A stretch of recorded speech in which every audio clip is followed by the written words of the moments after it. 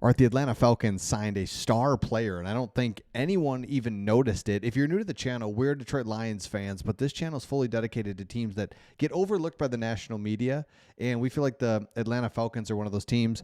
You got a bunch of weapons offensively, rebooted your defense, full year of full offseason of Michael Penix Jr. So I think it's going to be a great year. So it's an undrafted free agent, Nick Nash. All right, have you seen this guy? San Jose State. He was there his whole career, never transferred, and I mean, he's up at the top here. Good size. We're going to talk all about him. 6'3", just goes up and gets it. Okay. Look at his stats just from last year. He was a dual threat quarterback that comes into San Jose State doing his thing, then goes over to just wide receiver. 1,400 yards, 16 touchdowns, 13 yards per catch. Former QB turned wide receiver, 6'3", 200 pounds. And you pick him up as an undrafted free agent. This kind of goes par for the course on the Falcons and what we're seeing now all over the place, where it's like, man, just kind of got talent out there. Offense, defense, explosive players. So real quick on Nash, just a little bit more on him, is your undrafted free agent list of guys, you actually legitimately have 2 or 3 that could make the roster or the practice squad. That's really good because remember, you got 90 guys right now and you got to get that down to 53. It'd be really cool to have a couple of these guys just undrafted. I mean, just cheap, young, ascending players. Nick Nash is one of those. He switched to wide receiver in 2020.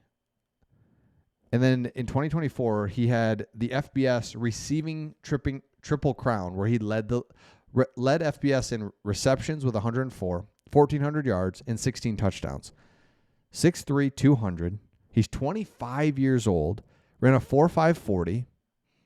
Average, not elite, but he's got some decent size, so you'll take it. Smooth route running. His challenges are he just hasn't gone up against the greatest competition, so that's fine. And then here's what some media has said about him is that Nash and Kobe Bryant are the top undrafted free agents that the Falcons have got. He's a strong candidate to literally make the team. Athletic, smart, low risk, high upside. Could even get a little slot, wide receiver 3 option, even some special packages. So we bring this up. Why do we bring this up? Because as you go into training camp, this is what training camp's all about and kind of fun. It's your first taste of like football back out there. It's a couple weeks away. And then when you do, it's like, hey, yeah, what is Nash doing anything? We want to, everyone's focus, and rightfully so, on your 2 defensive ends. What's Penix look like this year? Is your offensive weapons, these guys, are they going to be the real deal and really take that next leap that you really need? How good's Bijan look? I get it. But there's some deeper bottom of the roster stuff that is important to just kind of keep an eye on and just see what happens. I mean, that's what I love. I don't know if I love it. I shouldn't say I love it, but I'm like, yeah. Like, what do we got here? So I like this here is this shows 4 teams in the South, or it's all teams in the South. So it's the 4 teams in the South and just kind of their sleeper type guys. Nick Nash, Kobe Bryant. Everyone knows about Kobe Bryant, but Nash, pretty cool. Okay, something else here. I really get into this. I shouldn't say get into this. What I get into is when you look at this is a fantasy football rankings, just power rankings. Jamar Chase won. All these guys in the top 10 is like, let's go. But I mean, Bijan Robinson, number 2. And what I like doing with fantasy football is I like overlapping it with real football. And it's fun because I know they're the same thing, but they're 2 totally different things. Yet it's fun to look at, okay, fantasy people love Bijan. Why? It's like, well, duh, he's really good. Yeah, I know, but number 2 overall, his age, his usage, he's going to get the ball a lot, and man, he can catch, he can run, his contact balance. There's so many good things to to love about him. And then you pair him with a quarterback who we're all expecting to be able to move around the pocket just a little bit, extend the play, extend drives, give him more time on the field to rack up fantasy points. And so as a Falcons fan, it's just interesting to see this stuff as you know, again, we're in this point of the year, we're just looking at lists and stuff. There's our boy Jahmyr Gibbs. Jahmyr and Bijan. Interesting.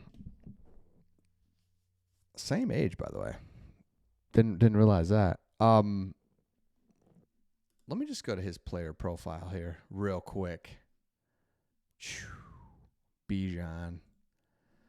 Here's the one stat I did see. Robinson played at least 70% of Atlanta's offensive snaps in the last 9 games. He ran at least 17 in 8 of the 9 except a blowout loss.